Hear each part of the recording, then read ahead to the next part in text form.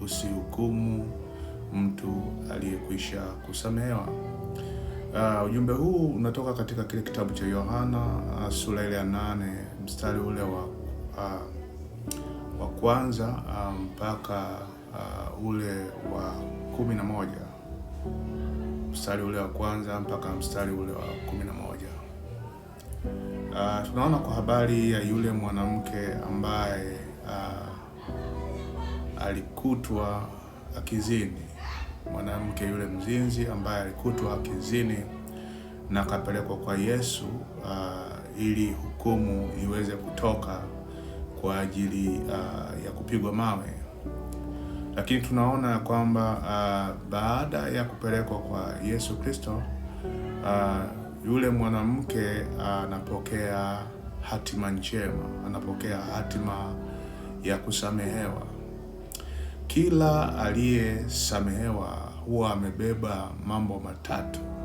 Cha kwanza huwa amebeba hukumu ya haki, lakini cha pili huwa amebeba huruma na msamaha, na cha tatu huwa amebeba agizo jipya.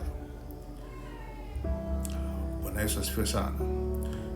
Tunaona namna gani yule mwanamke baada ya kukutwa na hatia ya uzinzi alipopelekwa kwa Yesu, then Yesu anasema ya kwamba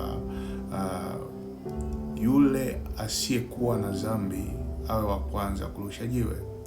Je, ni wangapi leo ambao tunarusha mawe kwa wale ambao wamekutwa na makosa au wamekutwa na hatia? Ni wangapi ambao leo tunarusha mawe ikiwa sisi wenyewe hatuko safi katika maisha yetu? Ni wangapi tumekuwa tukisimama kwenye hukumu ambayo si ya haki, kwa sababu mara nyingi tumekuwa tukirusha mawe badala ya kuomba huyu mtu aweze kusamehewa, kumwombea huyu mtu aweze kupata neema mbele za Mungu. Lakini tumejikuta tukifanya hukumu kwa sababu tu huyu mtu ameonekana katika mazingira ambayo yanaleta hukumu mbele zake.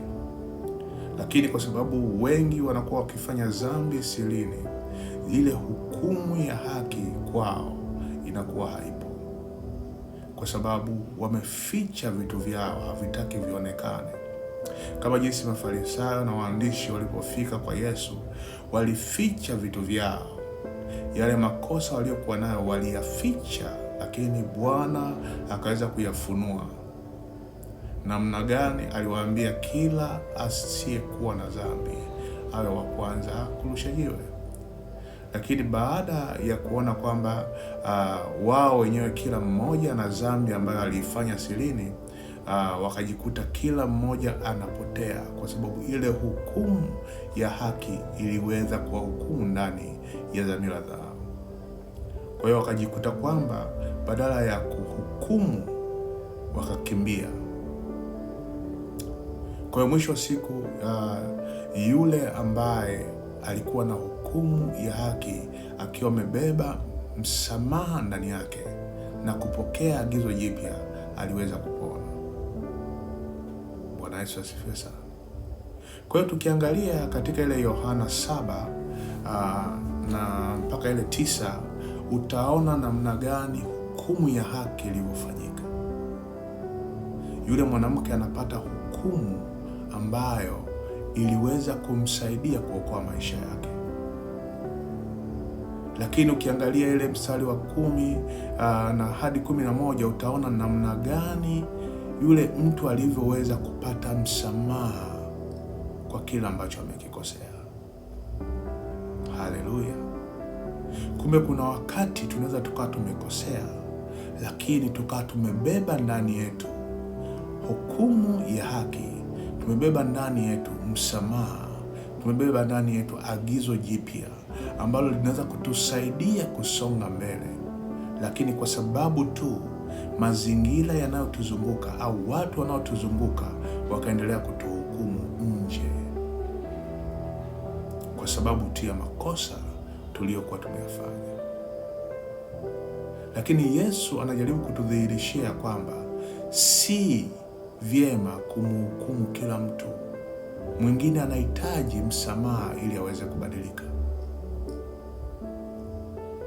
Kwa hiyo namna tunavyoachilia msamaha kwa watu ambao wametukosea, ndivyo tunavyoweza kuwapata, ndivyo tunavyoweza kuwavuta kuja kwa Mungu, ndivyo tunapoweza kuwapa nafasi nyingine ya kubadilika.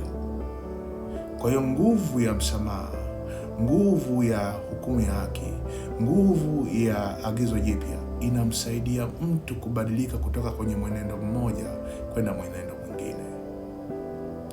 Kwa hiyo nikushauri tu wewe ambaye unanitazama ya kwamba sio kila mtu wa kumpa hukumu.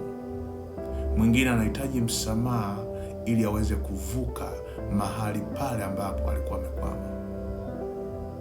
Kwa sababu kuna mwingine anaweza akawa ameanguka, lakini hakuanguka kwa kupenda.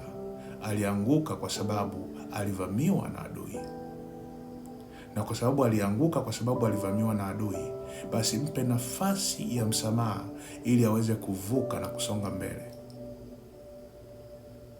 Tunaona Musa alishindwa kutoa msamaha, akapiga yule Misri akamuua.